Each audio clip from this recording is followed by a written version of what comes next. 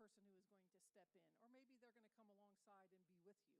And so Rebecca has been given an awesome responsibility, an awesome task to take her grandson and to create a legacy with him, to be able to move him forward in God. And that is what he's been asking for. He's been coming to church.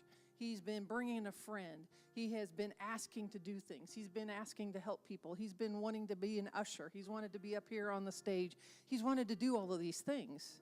And that is an awesome opportunity that Rebecca has been given to be able to help him along in his journey with God. And that is a legacy she is leaving with him. But that also transfers to us, and we get to create that legacy as well because he's here in the house doing these things. But then our chapter for tonight is the Law of the Big Mo, which is chapter 16 in the book, John Maxwell's 21 Irrefutable Laws of Leadership. And it is the Big Mo. And Alex is on a roll. He has been coming to church, and he's been doing all these things, like I said. He has momentum on his side. He has some things that he wants to do. He has some things he's wanting, and he's wanting to learn about God. So he is able to, the Law of the Big Mo, that's Alex. He is on a roll. He is wanting to do these things. And he is, what is momentum? Momentum is you are moving towards what it is you want to accomplish. You're moving towards what it is you want to do for others. You're moving towards, you're going. It is sometimes you can't stop momentum. You can't get in its way. It'll bowl you over. Think of a bowling ball. You know, I always think when I think of momentum, I think of a bowling ball. You start it down the lane, and it's going to go where it's going to go, and it's going to knock down the pins, and it's going to knock down all the pins, hopefully. That's the objective. But there's momentum behind that ball. It's moving. And all the things that are there to enhance the movement, the oil, your hand, the oil on the lane, all of those different things are helping, keeping the ball rolling, keeping it moving. And so we have this opportunity with Alex. So I wanted to invite him to open up in prayer today. And thank you for your prayer. Did you hear what you prayed for? Yeah, you didn't pray for yourself, did you? Just a little. And who did you pray for mostly? Was everybody else. So what he is learning, what he is seeing, what he is emulating, he's got the big mo. The big mo is going on. And so we don't want to get in the way of his progress. You know, there's going to be times when he's going to have to hear no, when he's going to have to be stopped or redirected or what have you. But that's part of learning. That's part of what we all need to do, is to learn. So we are talking about the big mo. So we are talking about momentum. Momentum is the leader's bestest friend. Bestest friend, if I could make up that word. It is what gets you where you're going. It is what starts out as a spark and gets bigger and bigger. I don't know if anyone has ever seen the video. I looked for it. I could not find the gosh darn video, where you have a whole row of matches, and you light one, and because it's so close to the next one lights, the next one, all these matches will light. And all you've done is set off the fire in the first one. Your fire has ignited everyone else's fire. But then it goes on to show you what happens if you take one of the matches out. If you take a match out, what happens? The momentum is stopped. It'll get to that spot, and it's just not hot enough to start up the one that was missing. You can't start up the next one. So that's what I always think of big mo and having the big mo. And John Maxwell talks about Pixar. How many people have heard of Pixar movies? I'm sure we have all heard of Pixar movies. Well, it started out as one man's idea. He was the one who invented the idea of computer-generated movies. That was pretty much everybody in the room except for Alex was here before there were computer-generated movies. It was always real people. And so he wanted to try to do a computer-generated movie. And he could get about, I forget exactly what he said, I think it was about 5 minutes of a movie. And he could get that movie going, and it took them 2 years to get that portion of the movie. And he was able to sell it to none other than somebody named Lucas. Anybody ever heard of him? He did films. Oh, yeah, that's right. He did Star Wars. So he sold it to him. And he's like, yeah, come on. And from there, he had a little more success, and he started out at Disney. And then Pixar has now ended up back with Disney. And we wouldn't know too many movies nowadays without computer-generated parts to the movie, at least. So that's the idea of Big Mo. It starts small, and it moves on. And it always starts with the leader. All right, he talked about baby steps, just baby steps. So when you have little bitty baby steps, the ultimate Big Mo person would be Jesus. How did his ministry really start? It started super small, if you really think about it. His ministry started with his mom, Mary. His mom, Mary, had to say yes to the angel that came and talked to her. She had to say yes. And she had to accept the fact that she was going to be carrying the God in her womb. She had to accept that. It started that small. One idea, all right, I can do that. I can have this baby in my womb. And his ministry went on from there. Now we know it's God. We know that he could have done millions of different things. But if you really think about how he really started, it was through one person's belief. One person's belief. All right, so we'll come back to that in a little bit. So you have to start out with small steps. Big Mo doesn't usually start, and all of a sudden you have the best idea. Everyone has heard of it. Everyone is paying you for it, and boom, you're on your way. That's not how it works. It always works with small steps. And it always has to start with the leader. It always has to start with the leader. And you need some credibility behind that leader. So that leader isn't just someone who is, okay, you're the leader. Now we believe you, we trust you, we know everything about you. That's not how that works either. Like I was yesterday, I was given a job offer. My former principal that I had, I think it was 20 years ago now. Good Lord, I'm old. But anyway, my principal that I had many years ago, he's at another place, and he's like, I know that you're not working now, and I have this idea if you could help me out, if you could do this job for me. Had to start with something little. I'm not going to, but if I take this job and I step into that role as the leader, because they don't really have a lot of special ed ideas, information, super small school district. I believe they have 72 students, kindergarten through 12th grade. So it's a super small school. So if I step in there, they're not going to go, oh, it's Deb. I trust her. We're going to follow everything she has to say because, that's Deb. No, I have to establish some credibility. Will I have a little bit of credibility? Well, hopefully, because the person who hired me will set the stage a little bit for me, saying, hey, I know about Deb. I worked with Deb, plus she has worked at the Baby Fold for 24 years, and that can give me some credibility to get me started on the Big Mo. The rest of it's up to me. The rest of it is up to the leader, right? So, here's some truths. He gives us some truths about momentum, all right? Why do I say that momentum really is a leader's best friend? Because many times it's the only thing that makes the difference between losing and winning. When you have no momentum, even the simplest tasks can seem impossible. So you're starting something new or something that you really don't want to do, and everything just seems impossible, right?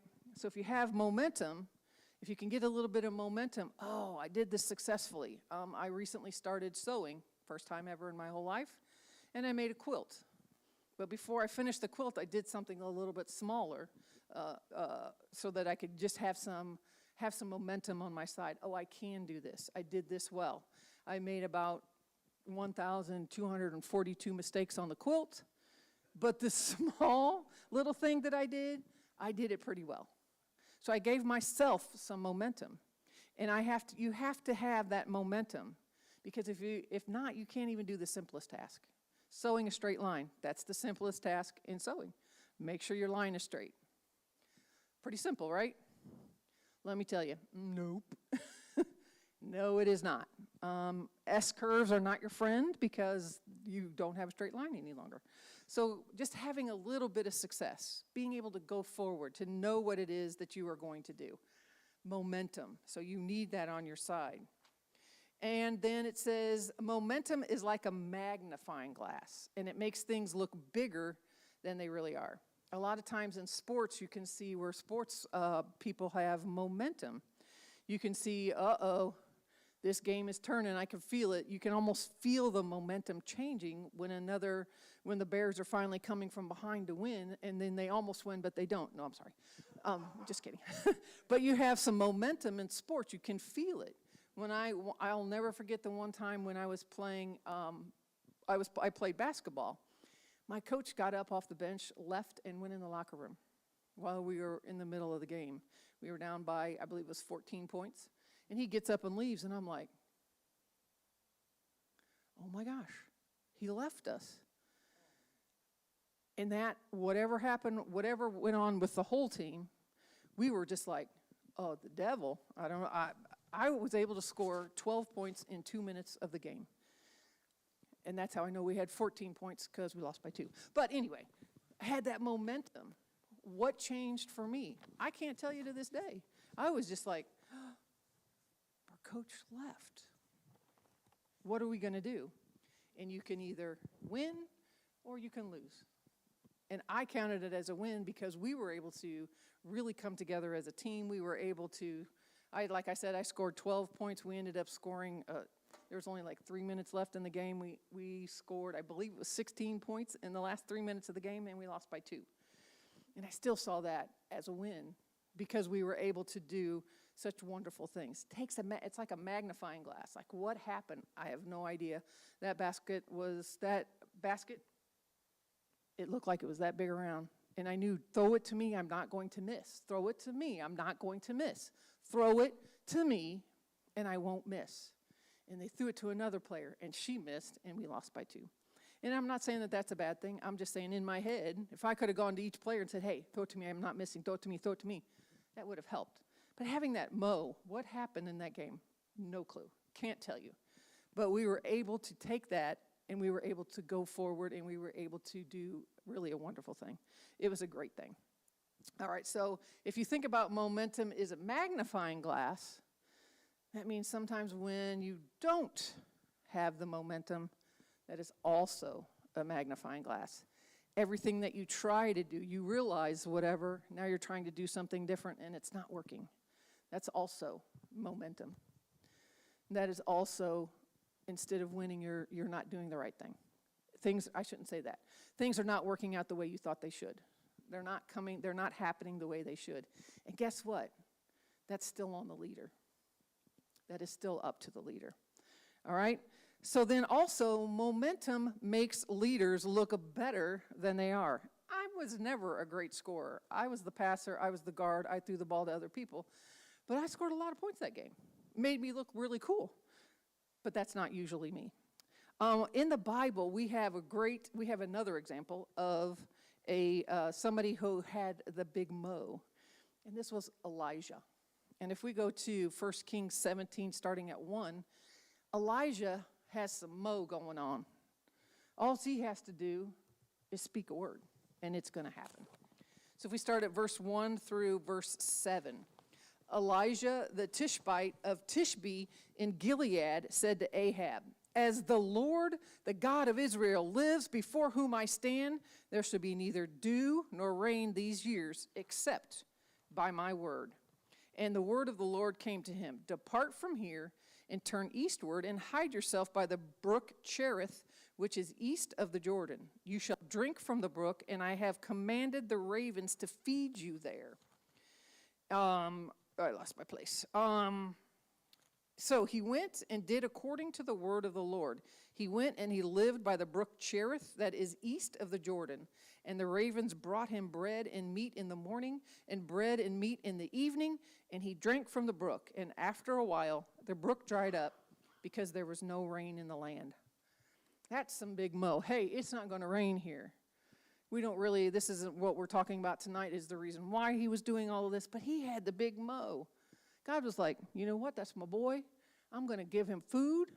Here's some, hey, birds, excuse me, Mr. Raven, go feed Elijah. Go feed him. And he lived by a brook that had water. It always had water. And it always watered Elijah. He had something to drink. He had the big mo going. He looked better than what he really was. It didn't have anything really to do with him, did it? God was doing this for him. But he had the big mo. And he looked so much better than what he really was. Sometimes when you have the big mo, people look past your shortcomings. They forget about the mistakes the leaders have made. And momentum changes everyone's perspective of leaders. People like associating themselves with winners. When you're thinking of Pixar, what happens when you hear, oh, there's a new Pixar movie coming out? You want to go. Oh, this will be good. Why? Is it because they've always had wonderful movies? No, but they sure have had they've had better movies than they've had bad movies. And so oh, this is going to be a good movie. But did Elijah ever have an issue? This is a trick question because the answer is yes. If we go to 1 Kings 19 and starting at 1. There it is. So Elijah had already done some great things. He'd already destroyed Baal. And here he was, starting at verse 1. 1 Kings 19 and 1. Ahab told Jezebel all that Elijah had done and how he had killed all the prophets with the sword.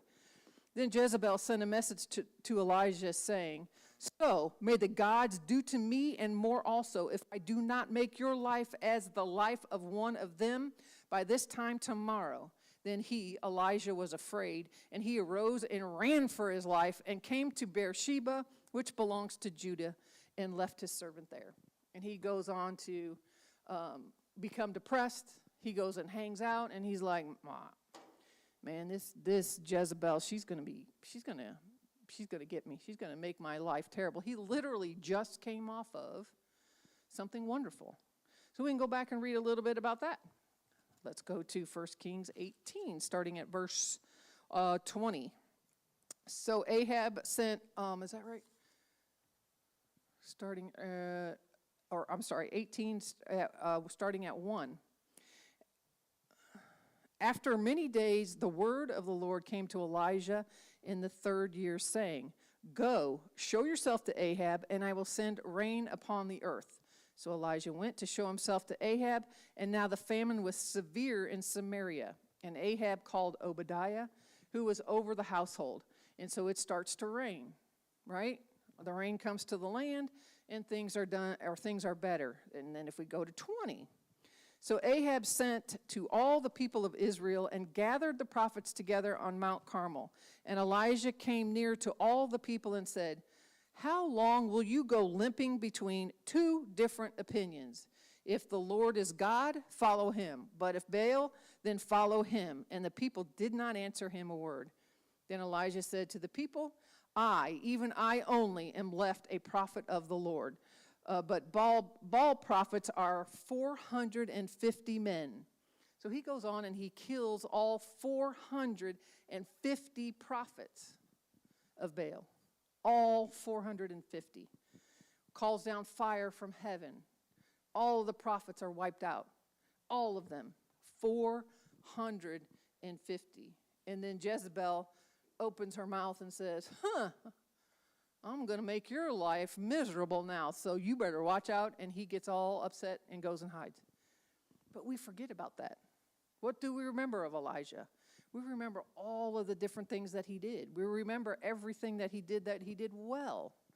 So if you want to read the full story, it is 1 Kings 17, 18, and 19. And then I skipped over to 2 Kings 1 and 10, where he again comes back from what he did wrong. People forget all the things he did that was like, you just killed 450 enemies of God. And you're going to go hide? That doesn't make sense. But he had momentum on his side. He knew he had momentum that said, okay, he did do all of these things. Let him have his moment. Look, he's winning again. Look, he win again. Look, he's winning again. And we kind of forget those things because momentum was on his side.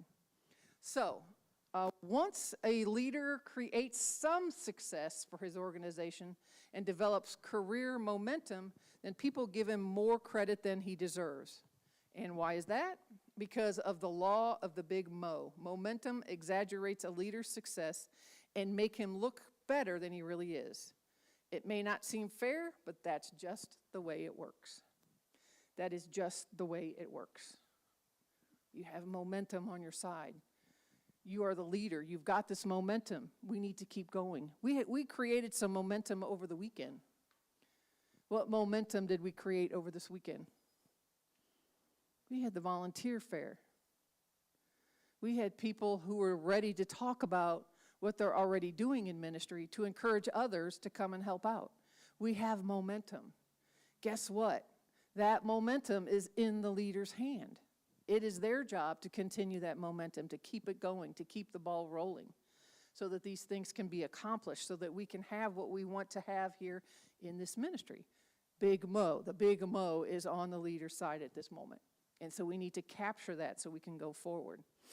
All right, momentum helps followers perform better than they are. When leadership is strong and there's momentum in an organization, people are motivated and inspired to perform at higher levels. They become effective beyond their hopes and expectations. That's a lot. That's a big responsibility if you want to be a leader. That momentum is on your side, and you need to inspire that in the people with you. Did you have a question?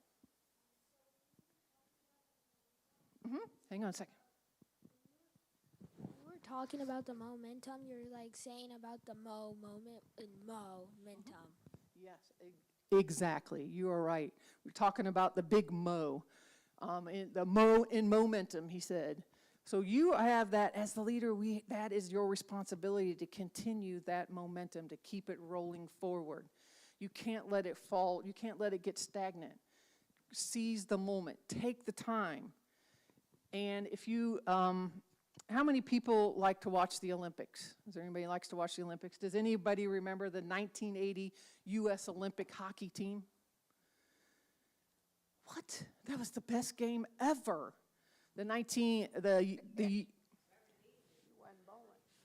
Yes.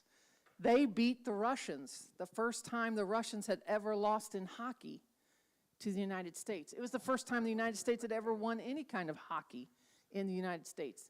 And I would bet if they played that game any other time at any other place, they probably would have lost because they had the momentum of the Olympics. They weren't really that great and wonderful, but they had momentum. You could see them individually like, I would go against that guy if I was that guy.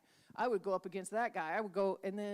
But they won because they had momentum. They had the entire United States behind them. Whether they could hear us cheering or not, they knew that they were at the Olympics. They knew that people were watching. And I remember when they won, we jumped and shouted like we had just won $1 million because this team had won in the Olympics, And it was because there was momentum for that organization. There was momentum for that team. They won the first match. They won the second match. Wow. They won the third match. And on up the line. It started with that little success and another success and another success. I remember that game. It was a great game. It was a great game to watch. And I don't even like hockey. I think hockey is kind of ridiculous. But I watched that game. We knew that it was the game to watch because it was the United States versus Russia. Who was Russia at that time? They were our enemy, literally. They were the enemy of the United States. There was nothing about Russia that we wanted to emulate. As a matter of fact, winning would be a fantastic thing that would help the United States. Why? I really don't know. But they won, and it really did help the United States with that Cold War. So just having that momentum, keeping it going. And you can do wonderful things when you have momentum behind you. Like I said, when I was playing basketball, I was not one to score a lot of points. I did not score very many points. But that game, when all of a sudden I see my coach leaving the bench and going to the locker room, I scored 12 points in 2 minutes. I'm 58 years old, and I remember it, and I was probably 16 at the time. I was probably 15 at the time. So I still remember that. I still remember that momentum that we had. I wouldn't have called it momentum then, but we had momentum. All right. The fourth thing that he talks about is momentum is easier to steer than it is to start. So once you have momentum, the leader knows what direction you're going in, right? Hopefully. I want to go here. We kind of started over here, so I want to make sure I steer everybody so we eventually get over there. But the problem is starting momentum. Starting momentum. If I came up to you and said, I've got a great idea, you know what I think we should do? We should start a ministry for special needs. What do you think? Now, how are people going to respond to that? Oh, okay, it's Deb, that's nice. Or if I came up, you know what, I have a great idea. We have people in this ministry who have special abilities that aren't the same way as everybody else, and it would be great if we could help them. What do you think? What was different in that? And how I said it the second time. Who said that?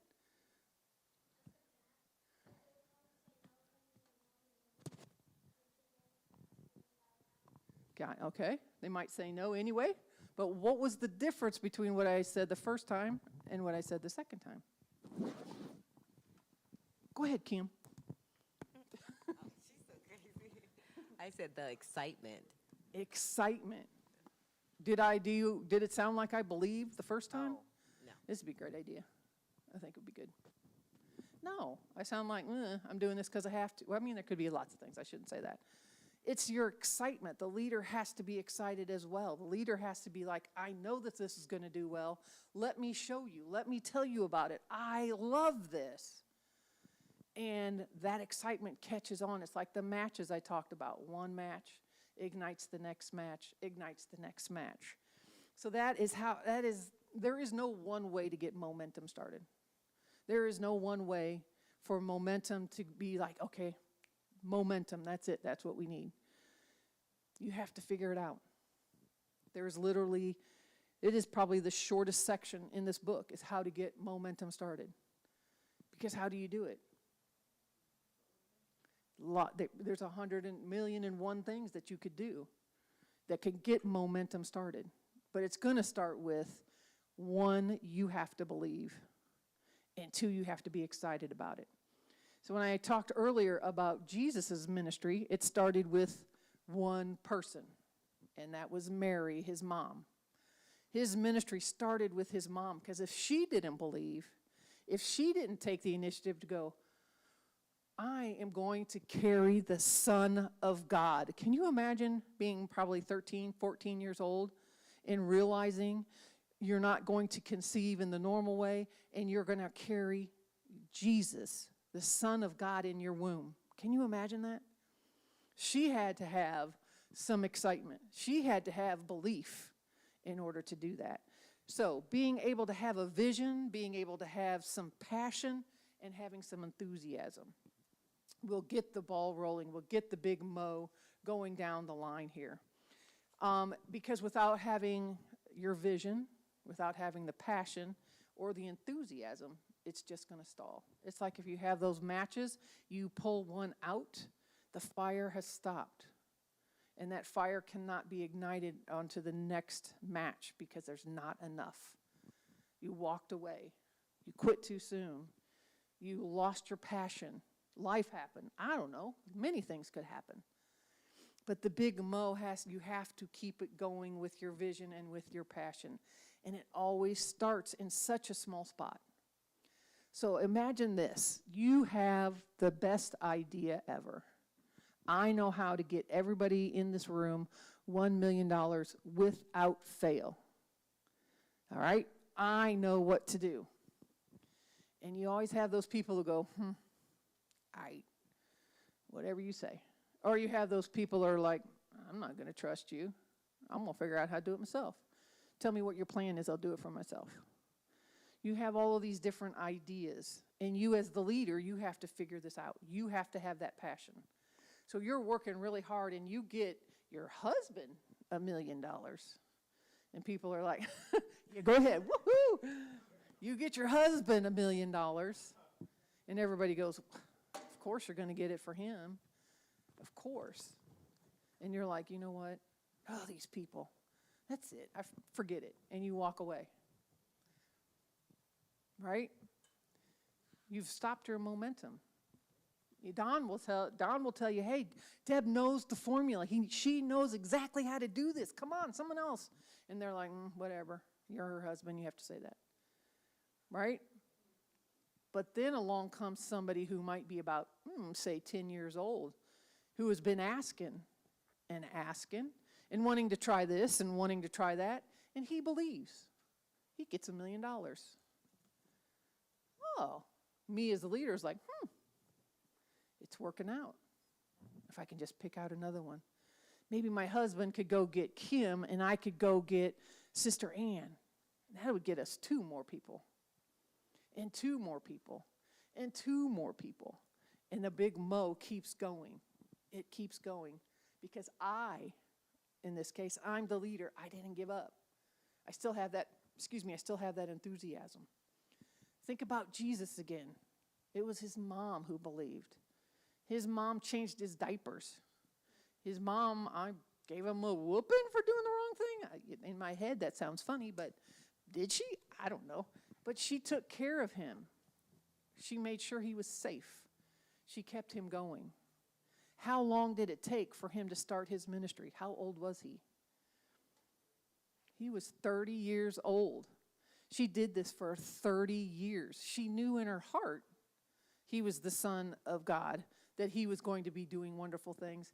But she had to wait 30 years before he started his ministry. And then imagine this. There's no newspapers. There's no television. There's no internet. There's no radio. All there is what? Word of mouth. Word of mouth. So it started with mom. Then it started with a few disciples. Well, no, now we got 12 disciples. And he sent them out. Go and do. Go and do. And people, we know that there was a big to-do about who is this man, Jesus, trying to blaspheme God. And so his disciples went out. And they took care of the people. And they took care of some more people. And they took care of some more people. And they took care of some more people. And what happened? They had a few more believe.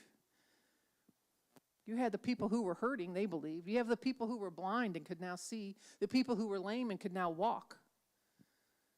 But what a way to start a ministry. That man couldn't speak.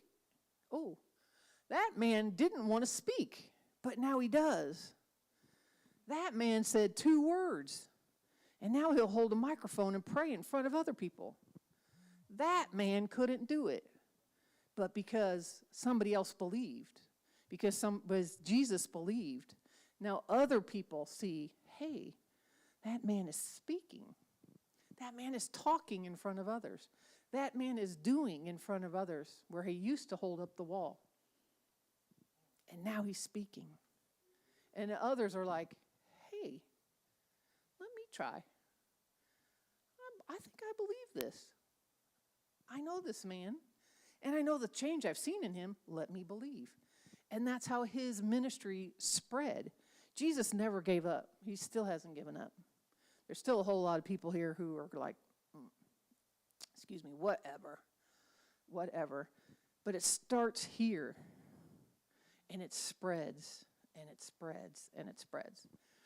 So just thinking of Jesus should just make us just want to go out and have our vision seen, have our vision heard, and be enthusiastic.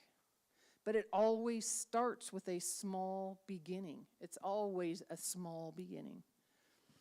So Jesus was 12, 13 years old when the first time he spoke in the synagogue, and he got lost in the synagogue. Can you imagine literally losing God? Can you imagine? You went 2 days journey and you're like, I lost the Son of God. I just think that just always makes me laugh, but it also was like, man, what a responsibility she had. And she still believed. And she still hadn't heard him preach. She still hadn't heard him. She's a she. She's not going to be in the synagogue a whole lot probably. And it was his first time, and she's 2 days march away. It's the small beginnings. And you have to keep believing and keep believing and keep believing. That's what the big mo is. You have to keep going and not give up. Yes, ma'am? I just thought about, when you talk about just a little bit, like Mary started with one. Mary believed, and how God gives us those moments in time where he sparks our faith again, and we don't see anything. You think about when she brought the baby, and then there was Anna in the temple blessing the baby and recognizing it. And all those things. And then he was 12 years old. Then there was another sign. And then, so the little signs along the way that God still confirmed the promise and confirmed what she believed. God is faithful like that. Amen. Amen. I think about I just call it the RV ministry, that Don and I are going to get an RV and we're going to go to national parks or in the area of a national park, and we are going to, I don't even know for sure, preach. We'll just call it preach because I don't know what else to call it. Do you know how long ago I was given that idea? I'm pretty sure it's been close to 10 years now. Might be 8 years. 8 to 10 years. And it's been in my heart. I've tried to forget it. I've tried to just be like, it's not going to happen, so just forget it. I've tried that. But God's not going to give up on that idea. But it's also might be, what are you doing before the big mo happens? Because there's the little mo. You're doing this. What are you doing? What are you doing? Because I thought, what am I doing? Well, since he's told me that about the RV ministry, I started teaching in front of people. In front of adults. I've always taught kids, and that was no big deal to me because I had the knowledge, and I knew I was right in that I could help them. Not that, I'm always right, but I knew I was right and I could help them. I could give them the information. But if I teach in front of adults, they're going to have the same knowledge as me and probably more. What if they ask me a question and I don't know the answer? What if they ask me something and I'm like, and I look stupid? That was my fear. That was always my fear. So what have I done since he told me this? I started teaching here in the sanctuary, but also teaching Sunday school. So I'm practicing what I'm going to be doing. At least in my mind, I see a vision. Don't know if it's going to be the same thing, but in my mind, it's going to be this vision. It's going to be this particular way. So I practice teaching. Somebody asks me to teach, I'm more than likely to say, oh, yeah, I'll do it. Oh, yeah, I'll do it.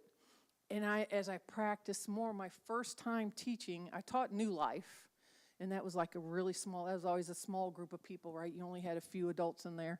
I could literally read it if I wanted to, because everything that was needed to be taught was written down so everybody could get the information, right?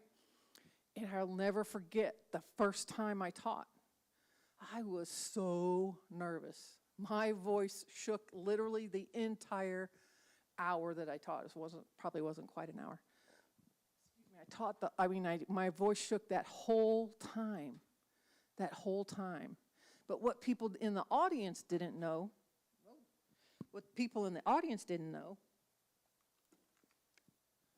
is the curriculum was just being written.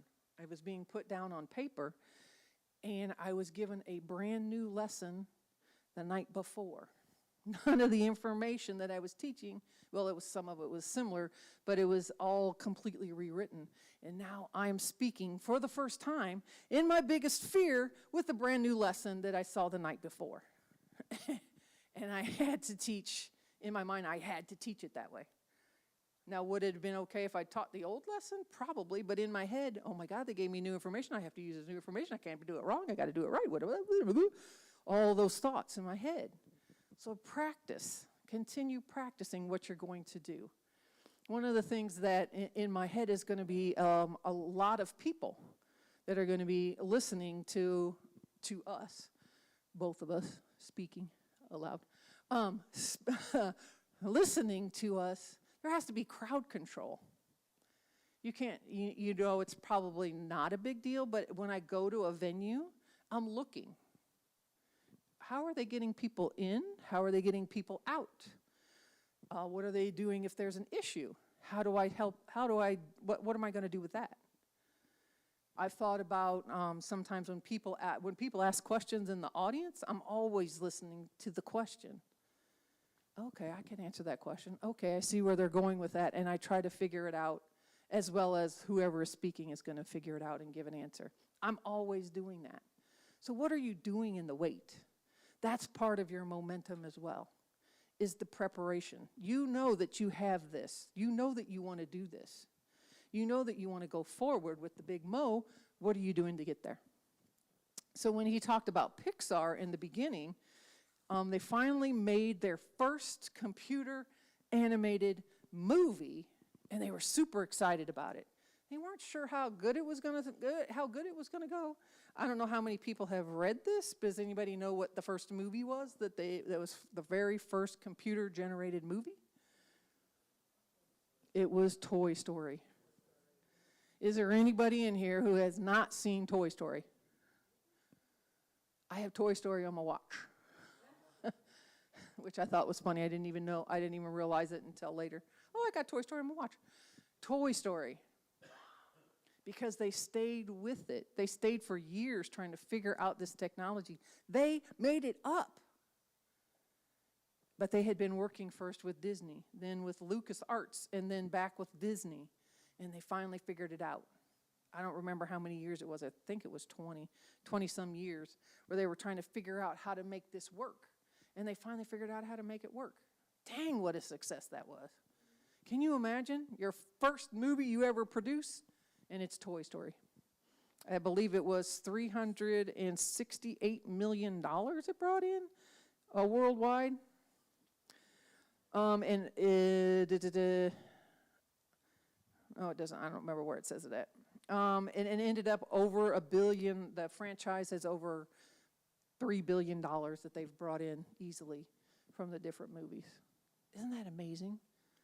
But what would happen if the first guy was like, no, don't make me leave Disney. I need to stay here. Disney is the place to be. It is the place to make movies.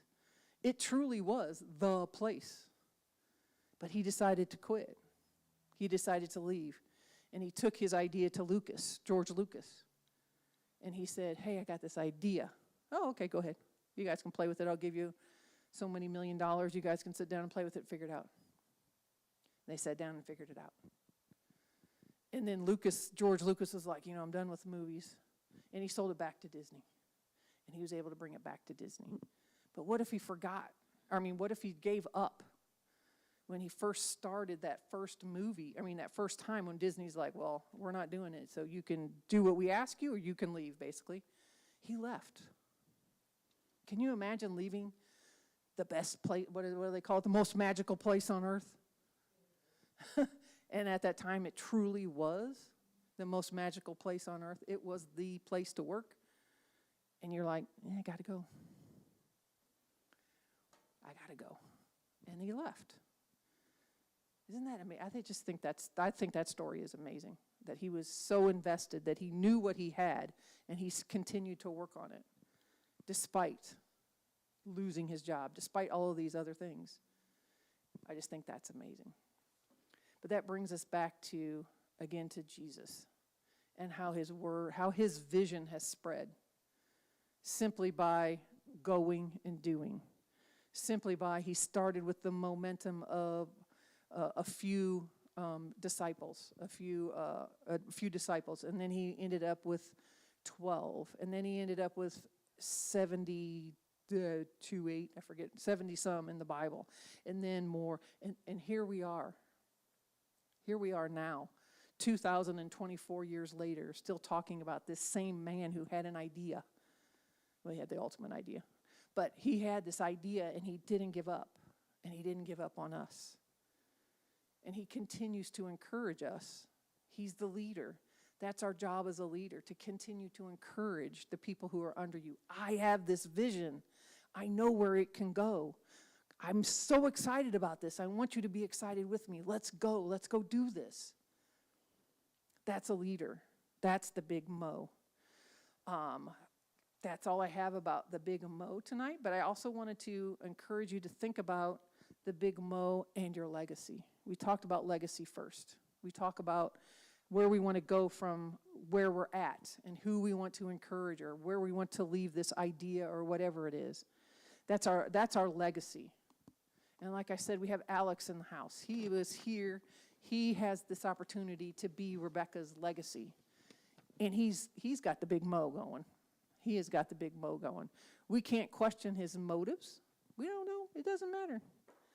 Right now, he's got the big mo. Right now, he is like, I want to know this man that you guys have been talking about. I want to know about him. I want to do these things for him. Coming up here and pray. I want to pray in front of everybody. Can I pray in front of everybody? As a leader, you have to be able to go, you know what, I need to pass this legacy on to him and allow him to do this. Even if it's not how I would do it, even if it's not how Bishop would do it, we're passing it on. We're saying, hey, I have this opportunity that I can give you. That's big mo. I have this vision. I want you to have it. Give it a try. He gave it a try tonight. He prayed in front of everybody. Did he just want to hear his voice on the microphone? Maybe. But what did he do? He prayed. He still did what was expected of him. He still caught the vision that I had. I wanted him to pray for the people, and he did. So know what big mo is. Know how to use it for your legacy as well as for the people who are coming after you, who simply want to follow you because you have a good idea. So remember all of those things. We have about 10-ish more. Oh, let me look. Yeah, we have about 10 minutes. Just a second. We have about 10 minutes. Is there anybody who has any questions? Alex up here has a question. What you got, bud? I was going to say about the whole big mo thing, about the bowling ball in the beginning, about the grease stuff. It's like giving it the extra push. Amen. It's like what you're saying, and like our push, our extra grease to make us keep rolling is like God, I feel like.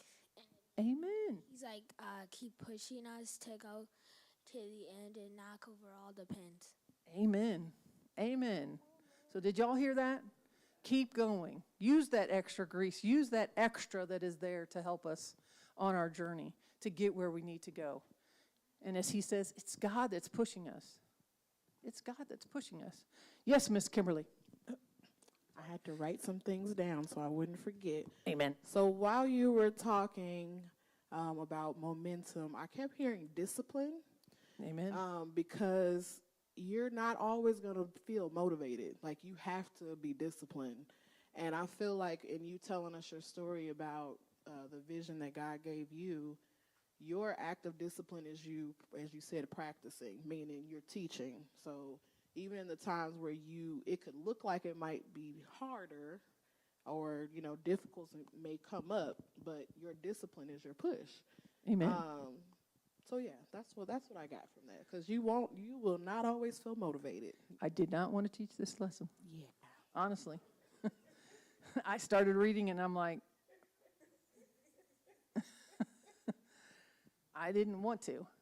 But I knew, that for me, I know that is God saying, you got it, girl. You got it. Usually when I go, I don't want to teach this lesson, that's when God will show up and show out. So just having Alex here, really seriously, that was amazing because he gave us last week's lesson and he gave us this week's lesson so that we can see legacy in action as well as the big mo. Did somebody, Ann, did you have somebody else had a question, I thought? Huh? Mark?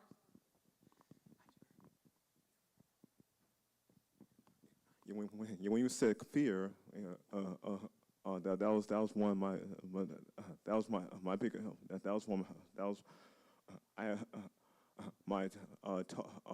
when you said fear, I had issues with speaking in front of people. Amen. So he had a fear of speaking in front of people. And I don't know how many times recently he has been speaking in front of people, whether he's asking questions here or his dad is calling on him in the Sunday service and he is speaking up then and he is calling out. So keep working at it. Keep doing what it is. Keep your vision. Keep your enthusiasm, even if you kind of have to fake it. Even if you kind of have to go, okay, I got this lesson. I'm going to do it. You know, even if you have to do that, that's part of your big mo. So remember that. And it is the leader's responsibility for momentum. It is your job to get the momentum started. It is your job to keep the momentum going as well as you can. All right? Yes, ma'am. I just said one thing. It was talking about on applying it. To encourage momentum, you need to help your people celebrate their accomplishments. Make it a regular practice to honor people who move the ball forward. Always praise effort, but reward only accomplishment. The more you reward success, the more people will strive for it. And I think a lot of times, even in the things that we're doing, a lot of times we don't actively celebrate the wins. We just go on to the next thing or do the next thing, but being conscious about celebrating. I know one time, Sorrel and I was just like, we're going to celebrate everything, you know, and so when you're celebrating those things, when you hit those rough patches and you look at the things that God has done, then you have something to look back at. But if you just keep going on, and it makes it harder. Absolutely. Absolutely. Those rough patches can be really rough. You can, for me, I'm like, anytime I make a mistake, I'm like, oh, well, that ruined that whole thing. That's done. You know, instead of going, okay, I've done this, this, and this. Okay, I screwed up here. Let me fix it in this way. You know, keep going. Was there, Rebecca, did you have something? No? Okay. All right. Does anybody else have any questions or comments or anything? All right. If not, if you want to get your offerings ready, if you want to get to, this is always a terrible time to rob God. If you want to make sure you give those offerings, make sure you give that the best that you can. So God, I want to pray over the offering tonight. God, thank you for giving us this lesson, for showing us how momentum works, God, for showing us that it is a part of discipline. It is a part of recognizing your successes. It is part of seeing your mistakes, but fixing those mistakes and still moving forward. So God, I just want to thank you for that. I was going to pray for the offering. So God, I want to pray for the offering. Pray for the people who are offering their hard-earned money, God, that you gave them, and they are giving it back to you, God, with a happiness and with joy, God. So we thank you for that, for the offerings that are being offered, God, and for just for teaching us, for showing us what it is that we need to do so that we can be effective leaders and we can help those people around us and we can create that legacy that you are asking us to create, God. So I say all these things in your Son's precious name, and we say amen and amen. And we can go because I kind of put them both together at the same time. So there you go.